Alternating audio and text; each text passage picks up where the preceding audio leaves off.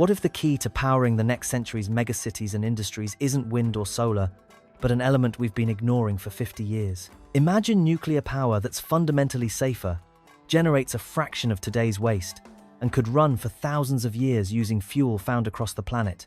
While the world debates renewables, a handful of nations are quietly investing billions into thorium reactors, and what they're building could rewrite the entire global energy map. This is the story of why thorium disappeared, why it's coming back, and whether it's finally ready to power the world. To understand why thorium matters, we need to talk about what's wrong with what we've got. Traditional nuclear power runs on uranium-235, specifically a rare isotope that makes up less than 1% of natural uranium. The problem? This scarcity created an entire industrial complex around enrichment facilities, strict controls, and yes, proliferation concerns. Here's how conventional reactors work. Uranium fuel rods sit in water, creating a controlled chain reaction that heats the water, produces steam, and spins turbines. Simple enough, but this design has three critical vulnerabilities that have haunted the industry for decades. First, if cooling systems fail, the reactor keeps generating heat from radioactive decay. That's what happened at Fukushima. The tsunami knocked out backup generators, cooling stopped, and 3 reactors experienced meltdowns. Engineers call this a positive void coefficient. Essentially, the hotter it gets, the worse the problem becomes. Second, the waste problem. Spent uranium fuel remains dangerously radioactive for tens of thousands of years. We're talking about a timescale longer than human civilization has existed. Right now, the world has about 250,000 tons of spent nuclear fuel sitting in temporary storage, waiting for permanent solutions that may never come. Third, the proliferation risk. The same enrichment technology that creates reactor fuel can, with further refinement, produce weapons-grade material. This risk is very real, and it's the reason Iran's nuclear program has been so contentious, and why nations such as Pakistan and North Korea pursued uranium enrichment in the first place. These challenges have stalled nuclear development in most of the Western world. Since Fukushima in 2011, Germany has shut down its entire nuclear fleet. Japan took all its reactors offline for years. New construction in Europe and North America has been plagued by delays and cost overruns. But what if there was an alternative that addressed all 3 problems? Enter thorium. Thorium-232 is element 90 on the periodic table. Sitting just below uranium, it's named after Thor, the Norse god of thunder, which seems fitting for something that might electrify our energy future. Here's the first game changer. Thorium is abundant. We're not talking marginally more common. Thorium is 3 to 4 times more abundant than uranium in the Earth's crust. You can find significant deposits in Australia, India, Brazil, and the United States. India alone has an estimated 25% of the world's thorium reserves. That's partly why they've invested over $1 billion in thorium research over the past decade. For a nation of 1.4 billion people with massive energy needs, thorium represents energy independence.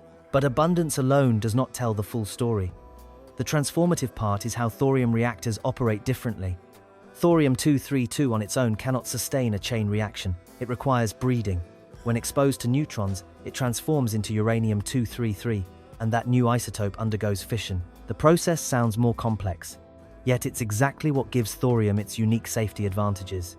The most promising design is called a liquid fluoride thorium reactor, or LFTR. Instead of solid fuel rods submerged in water, the fuel itself is dissolved in molten fluoride salt at about 700 degrees Celsius. The liquid fuel flows through the reactor core, generating heat that's transferred to a secondary cooling system. Here's where it gets brilliant. At the bottom of the reactor sits a freeze plug, a section of pipe actively cooled by a fan. If power fails for any reason, the fan stops, the plug melts, and gravity drains the liquid fuel into underground containment tanks where the nuclear reaction naturally stops. No human intervention required, no backup generators needed. The reactor literally cannot melt down because when things go wrong, the fuel drains away on its own. This is what engineers call passive safety. Physics itself prevents disaster. Then there's the waste issue. Thorium reactors produce roughly 1/100th the long-lived radioactive waste of conventional uranium reactors. Most of the waste becomes safe within 300 years instead of 10,000 years. We're talking about reducing a problem that spans geological time to one that spans human history. And proliferation? The uranium-233 produced in thorium reactors is contaminated with uranium-232, which emits intense gamma radiation that makes it nearly impossible to handle for weapons purposes. Any attempt to extract weapons-grade material would expose workers to lethal radiation doses within minutes. There's also an efficiency angle few people talk about. Thorium reactors can theoretically extract more than 90% of the energy from their fuel. Conventional uranium reactors extract maybe 1 to 2%. That means the same amount of fuel produces 50 to 100 times more energy. For massive infrastructure projects and smart cities that need reliable baseload power 24/7, this efficiency translates to dramatically smaller fuel requirements and less waste management overhead. If thorium is so promising, why are we only hearing about it now? The answer takes us back to the Cold War and reveals how geopolitics shaped our entire energy infrastructure. In the 1950s, the United States faced a choice.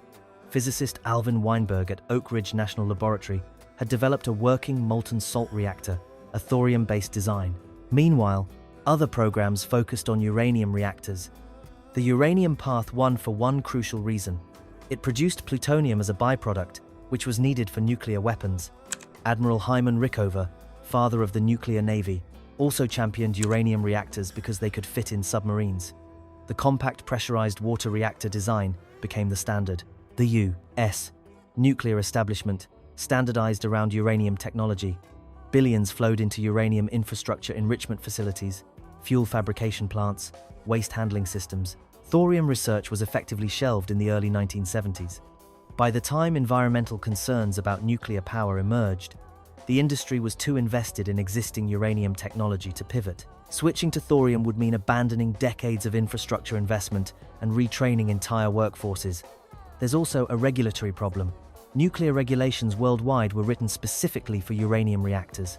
Licensing a thorium reactor means convincing skeptical regulators to approve something fundamentally different, a process that can take decades and cost billions. But circumstances are changing. Climate change has made clean baseload power essential. Solar and wind, while growing rapidly, can't provide 24/7 power for energy-intensive industries or massive urban centers. Battery storage remains too expensive at scale. This has opened a window for thorium, and several nations are rushing through it. China is leading the charge. The Shanghai Institute of Applied Physics completed construction of a 2-megawatt experimental thorium molten salt reactor in Wuwei, Gansu Province in August 2021. It achieved first criticality on October 11, 2023, meaning it successfully sustained a nuclear reaction for the first time. Now they're scaling up. Construction of a 60-megawatt prototype begins in 2025 at the same site, with operation targeted for 2029. This marks a shift from pure research to a clear pathway toward commercial deployment. Why the urgency? China has enormous energy needs driven by rapid urbanization and manufacturing. They're building entire smart cities from scratch, places like Xiong'an, designed for 2.5 million people. These mega projects need reliable, clean, baseload power. China also has significant thorium deposits but limited uranium. Thorium offers a path to energy independence. The Chinese government has reportedly invested over $3 billion in thorium research, with clear commercial ambitions for the 2030s. India's thorium program is even more ambitious. With the world's largest thorium reserves, but limited uranium access due to not signing the Nuclear Non-Proliferation Treaty, India views thorium as its nuclear destiny. They've developed a 3-stage program. Use existing uranium reactors to breed plutonium, use plutonium reactors to breed uranium-233 from thorium, then transition to pure thorium reactors. The first stage is operational. Their 500-megawatt prototype fast breeder reactor at Kalpakam received fuel loading approval in October 2025 and will become operational by the end 2025, beginning uranium-233 breeding from thorium. Stage 3 pure thorium reactors targets deployment after 2050s. The implications extend beyond power plants. If thorium reactors prove viable, they could power desalination plants in water-scarce regions. Imagine Saudi Arabia's Neom megacity powered by thorium, producing both electricity and fresh water. Industrial complexes require massive heat steel mills, chemical plants, hydrogen production facilities, even transportation. China has explored thorium-powered ships. A container ship running on a thorium reactor could operate for years without refueling, dramatically changing global shipping logistics. For smart cities specifically, thorium offers a compelling proposition. These urban centers are designed around data centers, electric vehicle charging, and intelligent infrastructure, all demanding massive, constant power. A compact thorium reactor could sit at the city's edge, providing reliable power without the carbon emissions or space requirements of fossil fuels. But there's a question that matters more than technology: economics. Can thorium compete financially? Conventional nuclear has struggled with costs. Recent projects like Georgia's Vodal plant ran billions over budget. If thorium reactors face similar cost escalations, the technology won't matter. Proponents argue thorium reactors will be cheaper because they operate at lower pressures, don't need massive containment structures, and could be factory manufactured rather than custom built on site. Some designs envision truck deliverable modular units rather than massive construction projects taking decades. Skeptics counter that we won't know real costs until commercial operation begins. First of a kind, anything is expensive. Regulatory hurdles remain enormous, and the nuclear industry has overpromised before. So when might thorium actually power your city? The honest answer: not as soon as advocates hope, but sooner than skeptics think. China's 60-megawatt prototype could demonstrate commercial viability by 2029. If successful, mass production might begin by the late 2030s. India's breeder reactor, becoming operational by the end 2025, marks a crucial milestone in uranium-233 production from thorium, with pure thorium reactors following after 2050s. Western nations, starting later, probably won't see commercial thorium plants until the 2040s at the earliest. The realistic scenario involves thorium becoming one part of a diversified energy mix. Solar and wind handle variable demand, batteries manage short-term storage, and thorium provides steady baseload power for urban centers and major industrial zones. For the mega projects we cover on this channel, massive infrastructure builds, new cities, industrial complexes, thorium represents a potential game changer. It's energy dense, safe by design, and produces minimal waste. Those characteristics matter when you're planning infrastructure meant to last a century. But there are no guarantees. Thorium must still prove itself commercially. Costs need to align with projections. Regulatory frameworks need updating. Public perception of anything labeled nuclear remains challenging post-Fukushima. What makes this moment different is the convergence of climate urgency, technological maturity, and geopolitical will. Nations such as China and India have moved beyond research experiments. They're building demonstration reactors designed for future commercial use.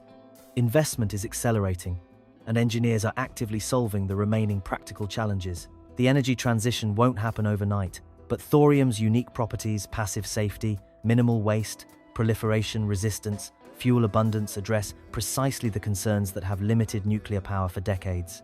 Whether thorium fulfills its promise remains to be seen, but for the first time in decades, nuclear power has a genuine second act. And for the mega projects reshaping our world, that could change everything. If you want to see how other ambitious energy projects are reshaping geopolitics, check out our video on China's mega solar farms or the economics behind nuclear fusion. And if you found this valuable, hit that subscribe button. We're tracking the biggest infrastructure stories shaping our future. What do you think? Is thorium the answer to clean energy, or just another overhyped technology? Let me know in the comments. If this deep dive into thorium opened your eyes, wait until you see how far China has already taken the technology. There's a reactor design operating right now that can run day and night with remarkable stability, and it's changing the conversation about nuclear power. Watch next China's world-first thorium reactor that never shuts down.